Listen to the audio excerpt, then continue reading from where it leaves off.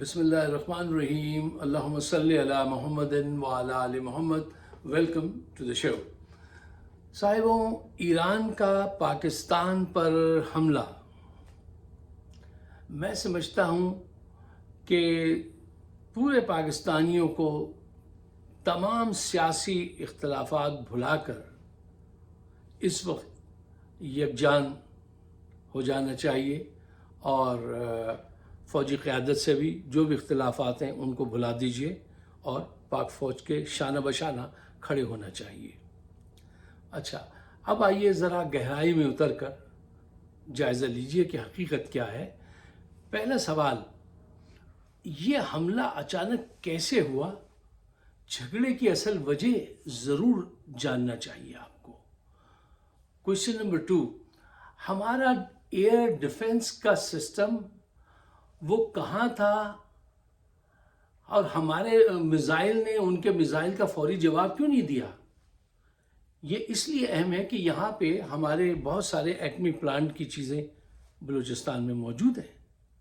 تو یہ اتنی بڑی بے خبری اور کسی کو کوئی شرمندگی نہیں ہے کہ ہمیں کیا کرنا چاہیے تھا. یہ ہم کیا ثابت کر رہے ہیں کہ دنیا کی اتنی بڑی ایٹمی قوت جو ہے کبھی افغانستان مارتا ہے، کبھی وہ بھارت حملہ کراتا ہے، کبھی اب ایران کو بھی اس میں شامل کر لیا. بہت خوب، یہ خارجہ پالیسی ہے، یہ کامیابی ہے.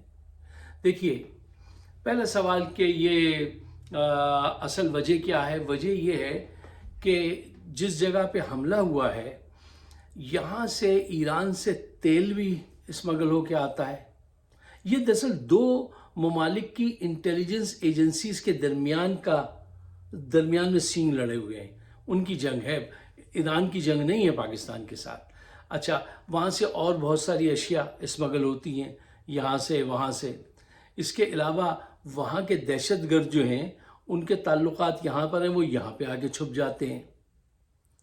وہاں کے دہشت گرد یہاں آگے چھپ جاتے ہیں، یہاں کے وہاں بھاگ جاتے ہیں. تو یہ سارے عوامل ہیں.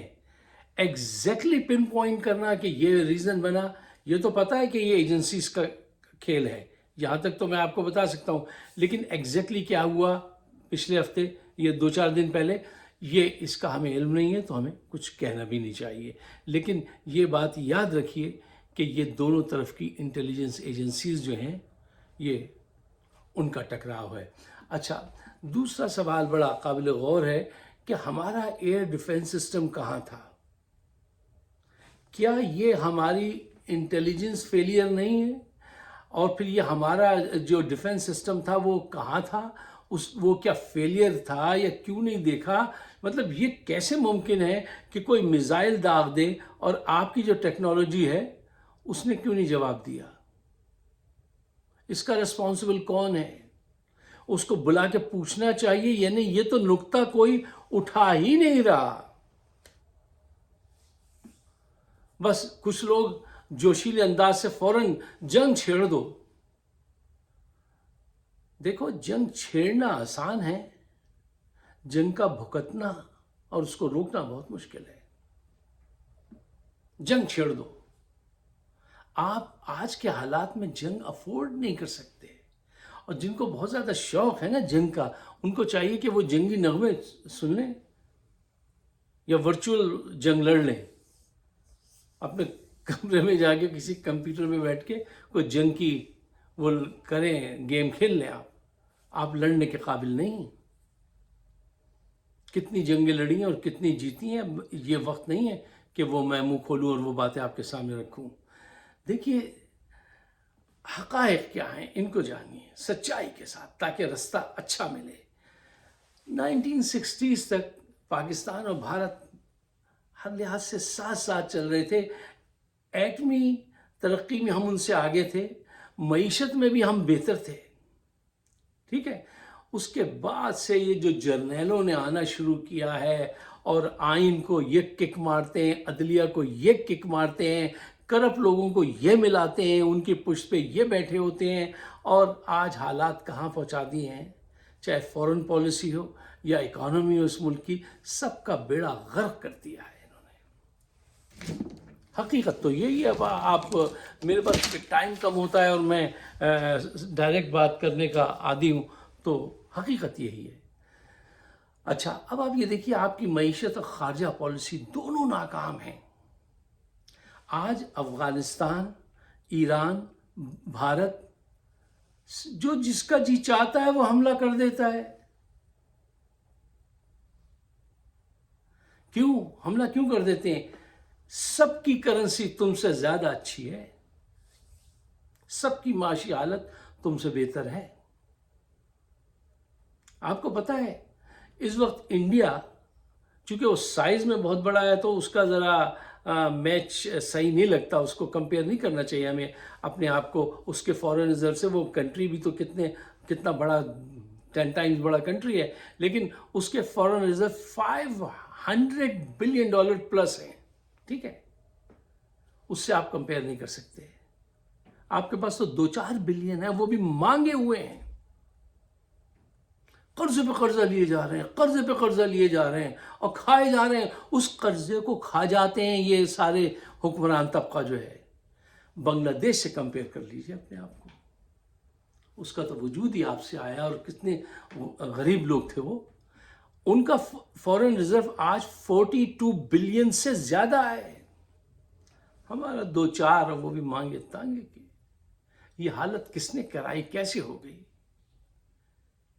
یہ ان جرنیلوں نے, کرپٹ سیاستدانوں نے اور سارے مافیاز نے مل کر قرضہ لیتے ہیں اور پھر کھا جاتے ہیں قرضہ, اور کوئی کچھ نہیں کہتا.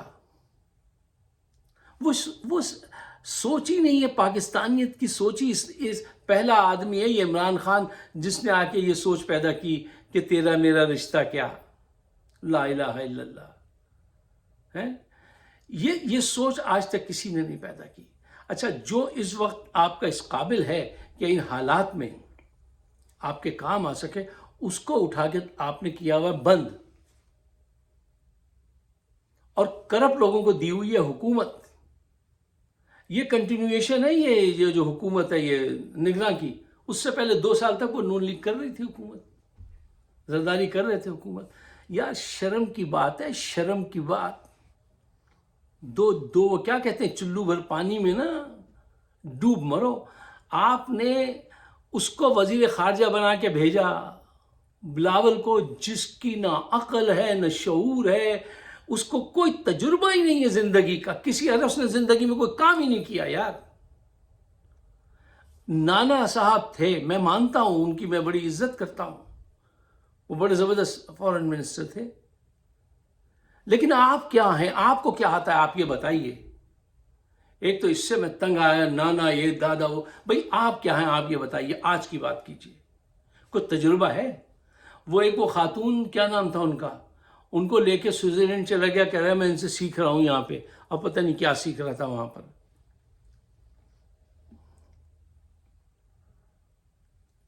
دنیا کی 6ٹھی ایٹمی قوت جو ہے وہ اس طرح رسوا ہو رہی ہے. ذرا آپ سچائی سے دیکھیں تو ذرا دیکھیے کہ جاپان پہ بم گرے, ایٹم بم گرے, تو وہ ترقی کر گیا. ود ان 40 ایئرس کتنی ترقی کر کے کہاں پہنچ گیا. ہم نے ایٹم بم بنا لیا تو ہم برباد ہو گئے, کہاں پہنچے. دیکھیے, جب تک آپ سیاسی استحکام حاصل نہیں کریں گے, آپ کے پاس ایک اچھی لیڈرشپ نہیں ہوگی. جو قرضہ لے کے یہ کوشش کرے, یہ عمران خان واحد ہے جس نے کرونا کے باوجود بھی ترقی بھی کی اور کروڑوں روپے واپس کیے. قرضہ واپس کرنے کی کوئی تیزی پکڑنے لگا تھا وہ, کہ انہوں نے کیا آ کے اس کے پاؤں پکڑ لیے. ایک عام عوام کو تو بیچاری کو اس کی خبر نہیں ہوتی نا کہ اس کے ساتھ کیا کیا گیا ہے. انہوں نے عمران خان سے نہیں, پاکستان سے دشمنی کی ہے. یہ پاکستان کو انہوں نے قید کیا ہوا ہے اس وقت جیل میں. آج مجھے ایمانداری سے بتائیے, میں ان سب کو چیلنج کرتا ہوں, کیا نواز شریف اس قابل ہے کہ وہ اس وقت جائے دنیا میں اور جا کے ایران سے بات کر سکے اور دنیا کو ہمارا مقدمہ بتا سکے؟ کیا زرداری یہ کام کر سکتا ہے؟ کوئی ایک 5 منٹ کی بھی یہ بات کرنے کے قابل نہیں ہے. اور ان کو سب کس نام سے جانتے ہیں، ان کی ٹیکسٹ بک میں ان کی تصویریں لگی ہوئی ہیں. ڈیپ کرپشن کیسے گورنمنٹ کرتی ہے، ڈیپ پاکٹس کے نام سے حکومت کیسے کرپشن کرتی ہے، وہاں کے ٹیکسٹ بک میں ان کی تصویریں ہیں. یہ ہیں، کوئی جرنل اس قابل ہے وہاں جا کے انٹرنیشنل لیول پہ بتا سکتا ہے کہ پاکستان کے ساتھ کیا ہو رہا ہے؟ نہیں بتا سکتا. ایک شخص ہے جس کو پوری دنیا سنتی ہے، سمجھتی ہے اور اس کے کہے کو ویلیو دیتی ہے، اس کو اٹھا کے تم نے بند کیا ہوا ہے. جرنیل جن کا کام ملک کا دفاع تھا وہ الیکشن لڑ رہے ہیں، الیکشن لڑوا رہے ہیں، دھاندلی کروا رہے ہیں دن رات. جو فورس کے اعلیٰ دماغ ہیں وہ دھاندلی کرانے والوں کے ساتھ بیٹھ کے اس کی پلاننگ میں مصروف ہیں. اس نے میزائل سے حملہ کر دیا، اس نے بارڈر پہ تنگ کیا ہوا افغانستان نے، بھارت نے جہاز بھیج کے حملہ کروا دیا تھا. اور اس وقت عمران خان کی قیادت تھی، اس نے کیسے ریئیکٹ کیا تھا؟ آج چوہے بنے بیٹھے ہو، چوہوں کی طرح ایکٹ کر رہے ہو. میں یہ نہیں کہتا ہوں کہ جنگ شروع کر دو. دیکھو، ایران آپ کا برادر ملک ہے، وہاں پر افغانستان پر ہندوستان کے تعلقات زیادہ ہیں اور تم کو وہ لوگ نفرت سے دیکھتے ہیں، حقارت سے دیکھتے ہیں. کیوں؟ تمہارے اعمال ہی ایسے ہیں. ترقی کرنے والے کو بند کرتے ہو، کرپٹ کو آگے لاتے ہو، تو دنیا کیا محبت کی نظر، اچھی نظر سے دیکھے گی؟ ہندوستان نے اتنی معاشی ترقی کی ہے کہ وہ چاند پہ چڑھ دوڑا. وہ وہاں انویسٹ کرتا ہے ایران میں اور افغانستان میں، اور وہ اس کے گن گا رہے ہیں. وہ اس کے ایک اشارے پہ تم پہ حملہ آور ہوں گے. آج بھی وہ ان کا وزیر خارجہ کرشن مینن، کیا نام ہے، جے کشن، وہ وہاں بیٹھا ہوا تھا. آج وہ حکم دے دے افغانستان کو پاکستان پہ چڑھائی کر دو، وہ کر دیں گے.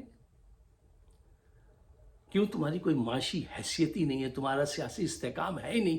تمہارے یہاں تو جرنیل آتے ہیں، آئین کو توڑ دو، عدلیہ کو پریشرائز کرو، کرپٹ پولیٹیشین کو سامنے لاؤ. یار خدا کے واسطے اب پاکستان کو فیور کر دو، چھوڑ دو. اب پوری دنیا تھو تھو کرتی ہے ہمیں دیکھ کے پاکستانیوں کو. وہ سمجھتی ہے یہ کوئی جاہل، ان پڑھ، فراڈیے قوم ہے. یہ ان کی وجہ سے، اور یہ عیاشیوں میں مگن ہیں. یہ جتنے ایلیٹ کلاس اور حکومتی طبقہ ہے. ایران سے جنگ کرنا آپ کے حق میں نہیں ہے. دیکھو، ایران نے سب سے پہلے پاکستان کو تسلیم کیا تھا. 65 کی وار میں ایران نے کہا تھا تم ہمارے اڈے استعمال کر لو بھارت کے خلاف. آپ کے تعلقات یہ تھے اور آج تعلقات کہاں ہیں؟ ان تعلقات کو مینٹین کر کے رکھنا چاہیے تھا، نہیں رکھا.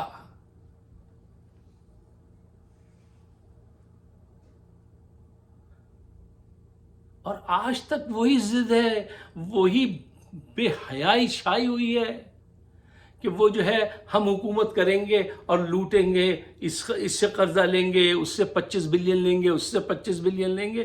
یار یہ نصیبی خراب لگتے ہیں مجھے تو پاکستان کے. یہ جس کے ہاتھ میں حکومت ہے نا، جو حاکم ہے آپ کے، صرف ایک کام ہے، قرضہ قرضہ قرضہ.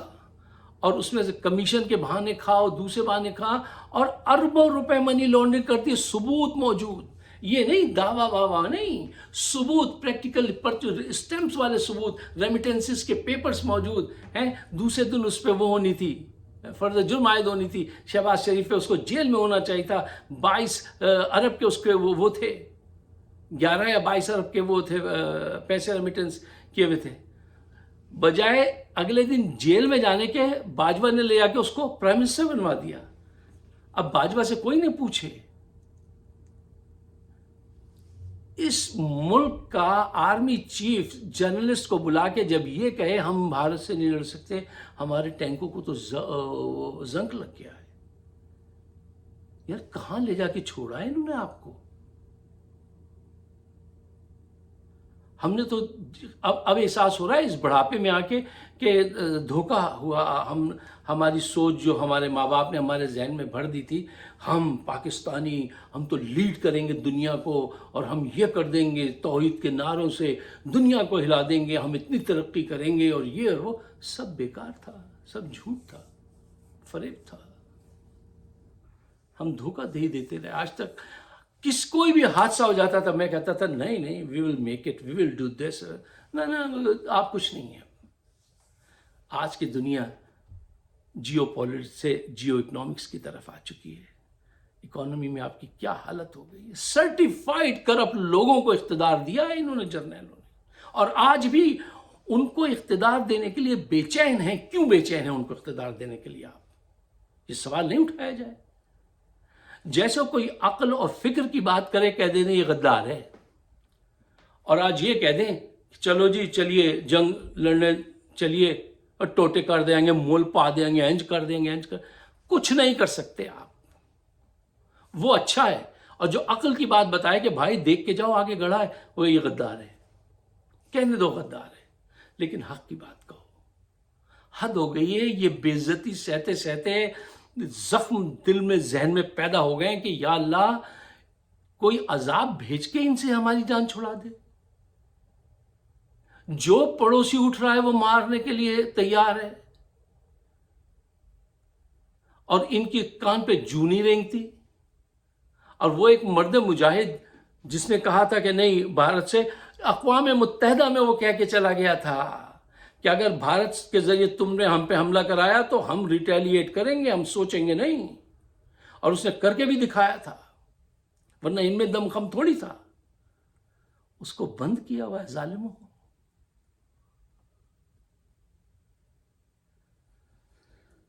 ہاں دیکھیے کوئی فکس میرے پاس تو نہیں ہے، ماں سوائے اس کے کہ کمیونیکیشن کو بڑھائیں. Don't lose your hope. کیا تھا؟ Don't lose the grip of the dream of your past, you just must fight to survive. آپ جنگ کرتے رہیں، جاری رکھیں، اور اس آنے والے الیکشن میں کوشش کریں کہ بڑے پیمانے پہ کسی طرح سے آپ کے بس میں جو ہے، گارنٹی تو نہیں لیکن تمہارے بس میں جو بھی ہے جیتنے کے لیے وہ کر جاؤ، تاکہ کہیں تو راستہ ملے. اگر آپ میرے خیالات سے اتفاق کرتے ہیں تو پاکستان کے بہتر مستقبل کے لیے اس کو شیئر ضرور کیجیے گا، اور مجھے اپنے خیالات سے نوازیے گا. آپ سب کا بہت بہت شکریہ.